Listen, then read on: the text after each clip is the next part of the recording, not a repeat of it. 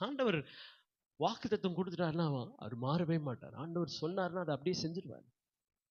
அவர் தருவேன்னு சொல்லியிருக்கிறார்ல, நன்மையை தருவேன்னு சொன்னார், அவர் நிச்சயம் தருவார்.